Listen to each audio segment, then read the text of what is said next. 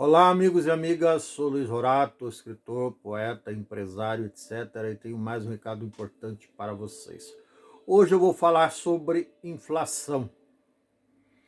A inflação, como todos sabem, é o mais perverso mecanismo de transferência de renda dos pobres para os ricos. É o mais perverso mecanismo de empobrecimento de uma nação, de um povo, de um país.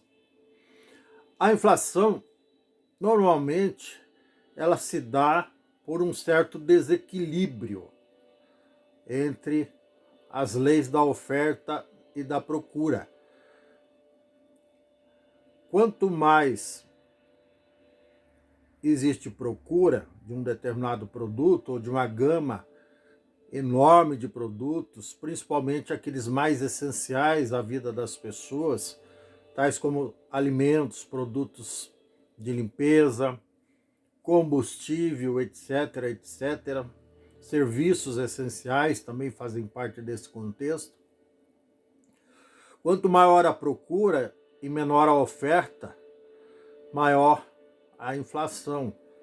Na prática, por que isso acontece? Porque daí os empresários, os produtores, os prestadores de serviço acabam por aumentar o preço porque está fácil vender o seu produto, vender o seu serviço. E o inverso também é verdadeiro. Quando cai a procura, e existe oferta em demasia, acontece a deflação, ou seja, a média dos preços em geral, ao invés de aumentar, diminui. Isso também não é bom para nenhum país, independente do regime democrático, do regime ser democrático, comunista, totalitarista, absolutista e o escambau. É tudo igual. As consequências serão tão danosas quanto, tanto na inflação quanto na deflação. Lógico que uma inflação razoável aí, no caso do Brasil especificamente, dentro daqueles patamares que foram estabelecidos pelo Programa de Estabilização Econômica, criado no governo Fernando Henrique por ele mesmo e pela sua equipe,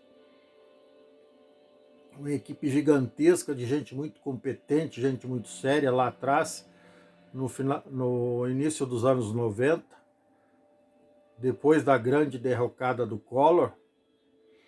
Começou, na realidade, no governo do Itamar Franco, quando o Fernando Henrique, quando o Fernando Henrique era ministro da Economia. Então ele pode se auto-intitular, sim, um dos pais do programa de estabilização econômica que ele implantou já no início do seu governo, em 1º de julho de 1994, o primeiro ano de governo. Com 6 meses de governo, ele implantou o maior programa de estabilidade econômica que o Brasil já teve. E lógico que os resultados vieram rapidamente. Aumentou, em primeiro lugar, aumentou a confiança do empresariado no Brasil, porque ele não veio sozinho, ele veio acompanhado de uma série de leis que passaram a dar segurança jurídica para o país. Leis, a grande maioria delas, estão vigentes até hoje, se não foram alteradas, se não foram burladas, se não foram vilipendiadas ou até revogadas por interesses espúrios do governo do PT e do governo do atual ocupante da cadeira de presidência. Aliás, dizem os juristas, eles são quase que unânimes, se não forem unânimes, em dizer que as melhores leis, em afirmar que as melhores leis feitas neste país, nas últimas décadas, foram justamente aquelas implantadas durante os 8 anos do governo Fernando Henrique, em todos os níveis. Ele só não conseguiu implantar a reforma administrativa que ele lutou tanto para conseguir, porque era muito pouco tempo e também porque o PT, liderado pelo Lula, o ex-presidiário Lula, que agora quer dar continuidade onde ele parou, e com a mesma sigla, o PAC, o Programa de Aceleração, não sei se é da corrupção ou do crescimento, é alguma coisa nesse sentido. Deve ser da corrupção, porque foi justamente quando ele implantou o PAC, no governo dele e depois no governo da Dilma, que acelerou a corrupção, justamente nas obras que estavam abrangidas pelo PAC.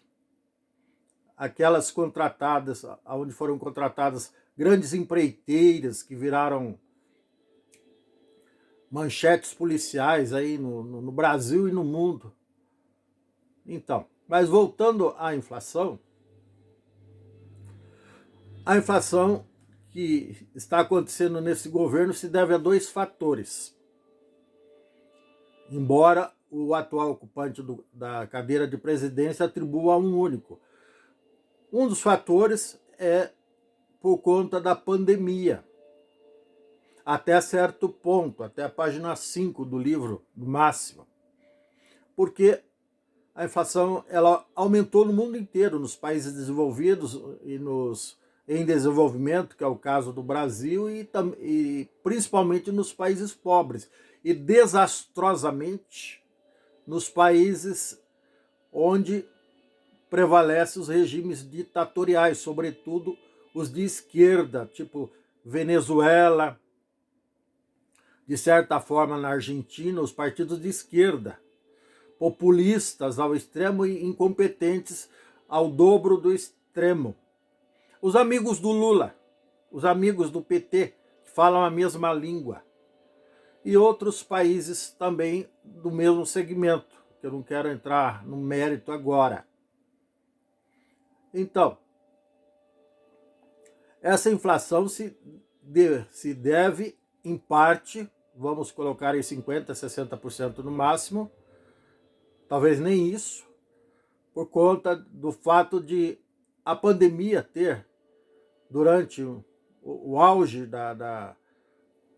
do problema, digamos assim, onde não havia vacina e houveram milhões de contaminados quase que simultaneamente e muitos mortos, as empresas perderam mão de obra, aí tivemos também vários lockdowns, várias paralisações de produção, e daí muita gente ficou desempregada, milhares de empresas no Brasil e milhões no mundo inteiro fecharam suas portas, não aguentaram a pandemia, muitas porque perderam seus principais colaboradores, outras porque os empresários pura e simplesmente também não tiveram mais como bancar tanto tempo paralisado, sem ganhar, e as contas, os boletos chegando. Eu conheço muita gente. Eu sou contabilista e do ano passado para cá, eu já encerrei 6 ou 7 empresas, que eram meus clientes ou de familiares. Então é muito triste isso. Eu encerrei oficialmente, e algumas ainda tem 3 pendentes em processo de encerramento. Tudo isso por conta da pandemia e também, não podemos negar, por conta do desgoverno, pela absoluta falta de governo, por N motivos exaustivamente explorados e exaustivamente difundidos pela imprensa e por mim aqui neste modesto e simples canal. E essa inflação, ela, teoricamente, ela é temporária. Ela vai aliviar a pressão dela sobre a economia quando acontecerem duas coisas, independentemente uma da outra.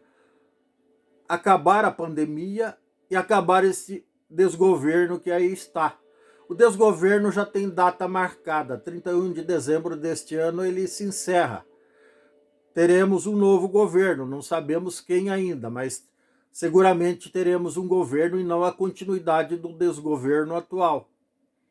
Graças ao bom Deus e ao bom senso, principalmente ao bom senso das pessoas que têm o mínimo de discernimento, que não votam por razões ideológicas ou por achar o indivíduo bonito. Essa foi boa, né? Gostaram dessa, né? Também achei engraçado. Enfim. Agora, não só governos, não só catástrofes, pandemias, endemias e outros desastres concorrem negativamente para o crescimento da inflação. Isso é responsabilidade de cada um de nós, simples cidadão. Principalmente se cada simples cidadão estiver investido num cargo.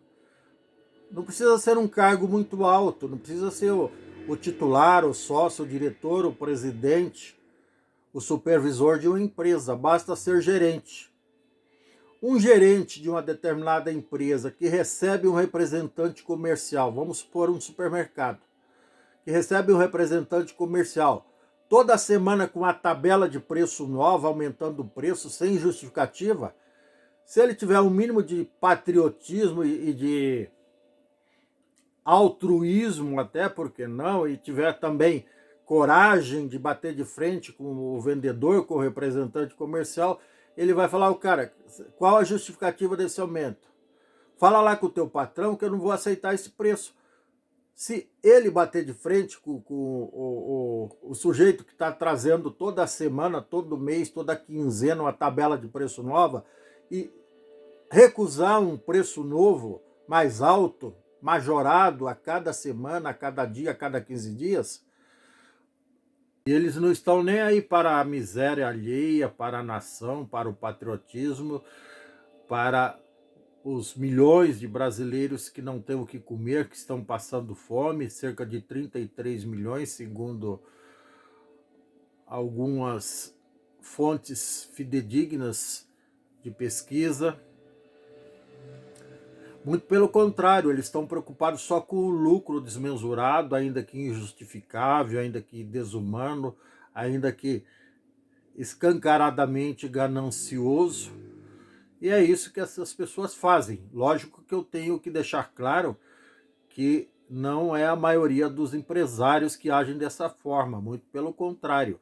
É uma minoria insignificante, mas que acaba contribuindo de forma relevante para o aumento da inflação e, por conseguinte, por todo esse desastre econômico que nós estamos vivendo, dentro obviamente, da parcela de culpa que eles têm. Relembrando que o grande causador, digamos assim, da inflação acumulada que nós temos hoje é a pandemia que desencadeou ou desmontou a estrutura econômica mundial e cuja pandemia causada pelo coronavírus, que nos trouxe, infelizmente, a doença, a famigerada doença intitulada Covid-19, que apesar da vacina ainda não nos recuperamos, nenhuma nação se recuperou totalmente desse desastre que foi essa pandemia. Mas voltando à colaboração que nós podemos ter enquanto cidadãos, eu quero aproveitar para finalizar e fazer um apelo a esses empresários que agem dessa forma, querendo aproveitar a circunstância, se prevalecer das dificuldades que o mundo está atravessando para aumentar seus lucros de forma injustificável, como já disse, e dos seus representantes, os gerentes comerciais, os vendedores, os representantes comerciais, que quero pedir que coloquem a mão na consciência e procurem agir com mais altruísmo, não queiram recuperar o que perdeu durante a pandemia numa tacada só.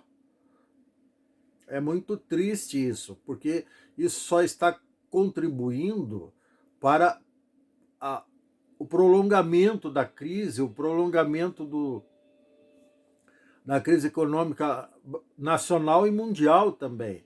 Isso só está contribuindo para o agravamento da miséria dos menos favorecidos.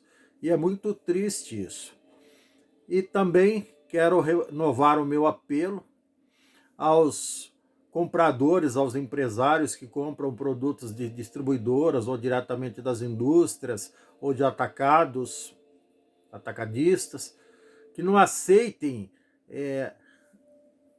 passivamente tabelas de preços semanais, mensais ou até bimestrais, semestrais, trimestrais, sem questionar, sem justificativa maior.